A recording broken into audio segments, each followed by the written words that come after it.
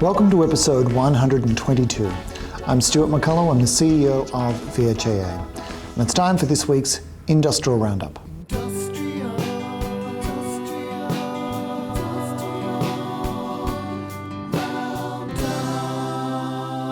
For this week's Industrial Roundup, first of all, a big thanks to those members who attended Beechworth Health Service for the first of this round of rural and regional forums.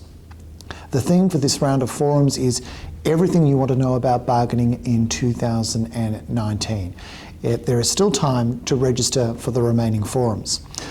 A lot of our effort at the moment concerns consultation with members as we finalise the employer logs of claim for mental health and allied health professionals. The consultation timeline for the development of each of those logs has been released, and they're both due to be submitted to DHHS on the 30th of September, which coincidentally is also the day on which the negotiations for the Nurses and Midwives Agreement are scheduled to commence. This week there is a meeting of the CWMS Advisory Group on Tuesday. The Metro HR/IR Group meets on Wednesday and will be providing a briefing on the two logs of claim as well as discussing Mondelez. This will be followed by a meeting of the overarching reference group during which we'll be discussing long service leave.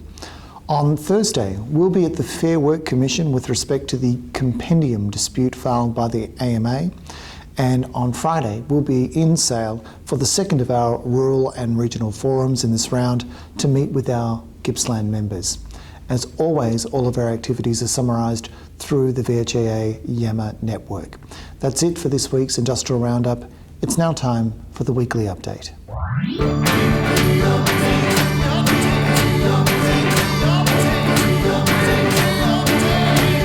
Welcome to the weekly update where we go in depth with a particular subject. And joining me for this week's discussion is the Manager of Workplace Relations Services and Amateur Glass Button Collector, Tim Nagle. Welcome, Tim. Thanks, Stuart. Good to be here. Tim, will you do the honours and reveal the clue for today's discussion? Sure. So, for the benefit of those people who are, yes, you'll need to hold it up. For the benefit of those people who are listening to this podcast rather than watching, could you describe the item? It's a block of chocolate. Well done. And on the basis of that clue, what would you say the subject for today's discussion is? It would be, so I'm thinking block, I'm thinking accommodation, so it's some sort of accommodation allowance. I'm disappointed you didn't say, go on from there and say accommodation, probably on a public holiday matrix. Sure. As such, but no, Tim, you couldn't be more wrong. So Cadbury is actually owned by another company, and the name of that company is Mondelez. And so we're going to be discussing a decision involving that company, Mondelez, and it actually pertains to a couple of Cadbury workers. So we'll open that. And I don't suppose you want to do it now, or? Not at the moment, maybe later. Leave it later? Yeah. All right, we'll put it to one side for the time being. So 2 weeks ago, there was quite a bit of information in the media concerning a decision of the full federal court, and it was in a matter called Mondelez and Automotive, Food, Metals, Engineering, Printing and Kindred Industries Union, known as the Australian Manufacturing Workers Union, and you can see the case citation up there on the screen. So we'll be calling that, we're referring to the decision as Mondelez. That's a lot easier. From this point forward. And a copy of that decision is actually on our Yammer feed under the general feed of the VHIA Yammer network. So let's start by setting the scene. So the decision concerns the meaning of the term day for the purposes of taking personal leave. And in the decision, the court is considering the meaning of day for personal leave under the National Employment Standards? That's correct. And so let's start at the beginning. What does the Fair Work Act say about personal leave? So Section 96 of the Fair Work Act provides as follows. For each year of service with his or her employer, an employee is entitled to 10 days of paid personal carers leave. So that's 10 days of paid personal carers leave per year. What else does Section 96 say? It also addresses how that leave is accrued. Specifically, it states that an employee's entitlement to paid personal carers leave accrues progressively during a year of service according to the employee's ordinary hours of work and accumulates from year to year. So the fact that this term is part of the National Employment Standards is significant? It's very significant. A national employment standard is the minimum below which nobody can go. In terms of hierarchy between different industrial obligations, the NES sits at the top. So, in other words, not even an enterprise agreement can go above the NES. Go below. Go below. Yeah. That's correct. So Section 55 of the Fair Work Act provides that to the extent that the term of an agreement provides a lesser entitlement than the national employment standards, it has no effect. So our agreements tend to say that if the NES, being the national employment standards, provides a more favourable outcome, that is what applies. Correct, but that's how the Act works in any event. That's right. So where does the disagreement about the term day arise from? So let's take two examples. First example is a person who works full-time, 38 hours a week, and works 7.6 hours a day. Under the national employment standards, the maximum entitlement to personal leave accrued in a year would be 10 days of 7.6 hours. Seems logical so far. So let's take another example, and that example will also be a full-time employee. So they're also on 38 hours a week? Correct, but let's say that instead of working 5 days of 7.6 hours, that person works 9.5 hours a day over 4 days per week. So in effect, they've compressed their full work week into 4 days. That's correct. So the issue in dispute in Mondelez is this: whether the person who works full-time on 4 days per week of 9.5 hours is entitled under the NES to 10 days of 9.5 hours personal leave, or whether that person is entitled to use the full-time equivalent of 76 hours, that is the same number of hours as another full-time employee whose hours are configured as being 5 days of 7.6 hours. So if an employee working a 9.5 hour day is entitled to 10 days of 9.5 hours, then that means that their total value would be higher than it is existing. It would mean that full-time employees would have different entitlements, or entitlements of a different financial value depending on how the hours were configured. And the Act doesn't define the term day? No, it doesn't. That said, when the Act was introduced to Parliament as a bill, it was accompanied by an explanatory memorandum. And so what does that explanatory memorandum do? So put simply, what an explanatory memorandum does is it explains the intention of the bill as it comes before Parliament. And so what does the explanatory memorandum say about the meaning of day in this instance? So what it says in part is that although the entitlement to accrue 2 weeks leave is expressed as an entitlement to 10 days, reflecting a standard 5-day work pattern, by relying on an employee's ordinary hours of work, the bill ensures that the amount of leave accrued over a period is not affected by differences in the actual spread of an employee's ordinary hours of work in a week. Great. What else does it say? It says more. It goes on to say the following: therefore, a full-time employee who works 38 hours a week over 5 days, Monday to Friday, will accrue the same amount of leave as a full-time employee who works 38 hours over 4 days per week. Over a year of service, both employees would accrue 76 hours of paid personal carers leave. So this could be the shortest podcast ever. That seems incredibly clear. What was the take of the Federal Court? So the first thing to note is that we've actually got 2 decisions to consider. There is a majority decision, but there's also a dissenting judgment that we're going to cover.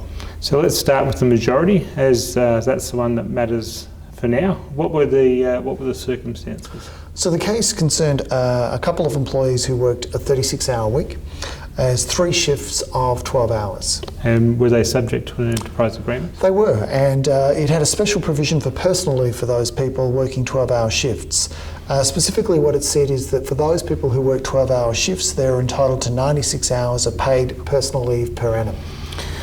So if the entitlement under the Fair Work Act is based on a standard day of 7.6 hours, and 10 days means an entitlement of 76 hours, then the term would be compliant. That's right. However, if the term day means the day of the employee, the NES entitlement would effectively be 120 hours, and the term of the enterprise agreement would be to no effect. So the Federal Court has turned its mind to how Section 96 of the Act should be construed to determine how 10 days should be measured. That's right. And firstly, it noted that, that the union's contention was that day had a natural and ordinary meaning. Whilst the company and the minister who intervened in this matter both asserted that in light of the context and purpose of the provision, days had an industrial meaning. What did they say about how to approach the text of the Acts? So essentially that the importance of considering text, context and purpose together emphasised where the focus is upon the meaning of an ordinary word capable of bearing different meanings in different statutory settings. That is, you start with the text, but regard is had for context and purpose. So what did the majority say about the text, context and purpose? It said quite a lot. It considered... About 60 pages worth of a lot? That's an exaggeration, closer to 50. It considered the effect of the employer's contention, namely that if the employer was correct, that employees would not be able to take up to 10 days of 12 hours of personal leave per year. And so what about the natural and ordinary meaning of section 96 and the meaning of day? So the majority takes us to the Macquarie Dictionary. That's always a bad sign. And then the employer's contention that there was an accepted industrial meaning. It referred to different outcomes and different decisions of the Fair Work Commission. And what does that then mean? The majority made the point that the idea of a notional day was not uniformly accepted within industrial relations. So the majority also highlight decisions where the term day had its natural meaning as well. It did, and cases such as RACV Road Services, for example. Why don't they just consider the explanatory memorandum that was overwhelmingly clear? That is a great question. The explanatory memorandum is what's called extrinsic material. That leads to the obvious question, what is extrinsic material? So extrinsic material can be defined as follows. Extrinsic material is material that is not included in the legislation itself but can help to clarify the meaning intended by Parliament. Examples include explanatory memoranda, parliamentary speeches or Law Reform Commission reports that informed the legislative change. And when can extrinsic materials be used to understand a piece of legislation? Yeah, the majority referred to decisions that state that it is permissible to have regard to extrinsic material to identify context and purpose, including the identification of any mischief that the legislation is seeking to resolve. So that means that the explanatory memorandum can be considered, but what happened next? So the employer and the minister contended that the Fair Work Act wasn't seeking to change personal leave from what it had been under the Workplace Relations Act. But the majority rejected that? Yeah, it did. So it acknowledged that the terms of the explanatory memorandum, but noted that extrinsic material can't be relied on to replace what they say is the clear meaning of the text. That is, if the Act is deemed to be clear, then it doesn't matter what the explanatory memoranda says. Did the majority consider the history of personal leave? It did in quite some detail. Specifically, it determined that the purpose of sick leave was to act as income protection, and it rejected the claim that having full-time employees with different entitlements was inequitable, asserting that no such inequity existed. And they emphasised the primary protective purpose of the personal leave provisions? Yeah, they did. In terms of that, sounds like a lot of effort to get to that conclusion though. It is. I don't want to say too much, but in diving terms, I'd describe it this way. And you also said that there was a minority decision earlier on? Yeah, there was. So we've just talked about the majority decision, which runs to just under 50 pages. The minority decision runs to just under 4 pages. And effectively, the minority decision accepts that there is an ambiguity in terms of the use of the term day, and it relies on the explanatory memoranda to resolve that ambiguity. So in effect, the outcome turns on whether or not you accept that there is an ambiguity in the use of the term day, and whether you then use the explanatory memorandum to resolve it. Correct. So let's get to the real issue. What does this mean for health services? Let's get some information up on screen for members. Firstly on screen, let's start with a couple of our major agreements. You'll see up there's the Nurses and Midwives Agreement and the Allied Health Professionals. Members will note that Clause 61 of the Nurses and Midwives expresses personal leave in terms of hours and minutes. That is, there's no need to construe the meaning of the term day. Allied Health Professionals talks about hours and minutes. It also refers to days, but clarifies that a day means 7 hours and 36 minutes. That is a standard day for the purposes of that Clause 62.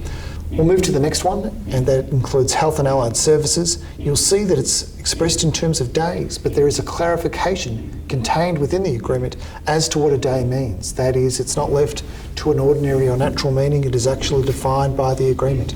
Medical scientists, expressed in terms of hours and minutes. Mental health, hours and minutes again. We'll get the next lot of agreements up. Doctors and training, expressed in terms of days. Medical specialists, also expressed in terms of days. So what you'll see with that is that with the exception of doctors, the personal leave terms are expressed in terms of hours and minutes rather than a day. So given that, with the exception of doctors, it doesn't express the personal leave entitlement solely in terms of days, lessens the risk of someone asserting that the Mondelez decision should apply to an entire accrual? That's right. So because we don't have days for most of our agreements, it's harder for someone to say, well, the entire approach to personal leave needs to be upended. But however, there will be a more limited issue that arises where there may be an NES entitlement in circumstances where the agreement would not give an entitlement. Is that likely? So it's more likely in the first year of service, and only if you work more hours than a particular shift length. And is there an example that we can have a look at? Yeah, let's have a look at the nurses and midwives agreement. Under that agreement, the employee accrues 91.2 hours of personal leave progressively in the first year. To figure out what's required for NES compliance, divide that figure by 10. So that gives a figure of 9.12 hours. So that means that a person who works shifts less than 9.12 hours per shift will be NES compliant. Correct. So if someone's working a standard shift length, no work to do. Our agreement sits above the NES line. It's only if somebody's working a longer shift than that that we have to consider the effect.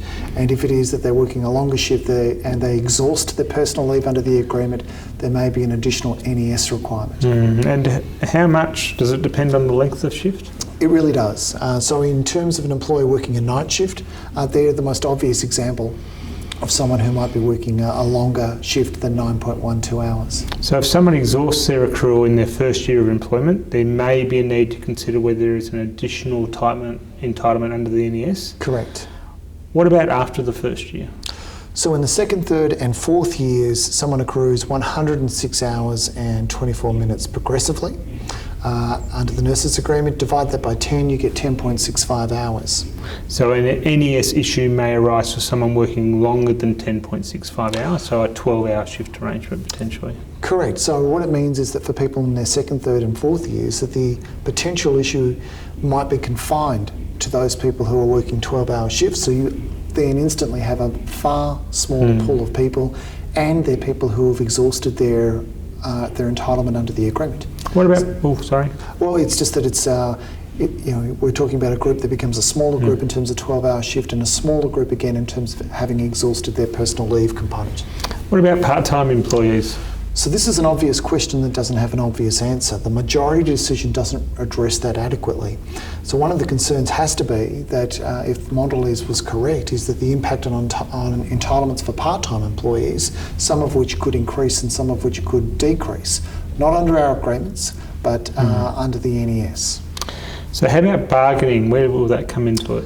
We're going to have to address Mondelez, but we'll need to do so in a way whereby we ensure that we comply with that decision, but we don't get stuck in that decision in the event that the law was to change. And the prospects of the law changing? So it's possible. You've got a circumstance where the legislation is not operating as it was clearly intended to operate, and that is a good reason to make an amendment. And we know that the Minister intervened, so obviously they have views. Strong feelings. And what can members expect? So we'll have more to say on this issue as we go, but it's worth emphasising that this is not just a health sector issue, this is everyone. This is the National Employment Standard under the Fair Work Act that we're talking about. But we'll turn our mind to it further and consult with members. So, well, it seems the best way to conclude this podcast is to say chocolate. I think we should. Tim, I don't know if you want to do the honours.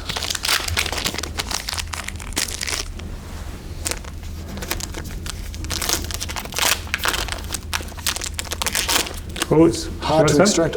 I'll have some. All right, cheers. VHIA.com.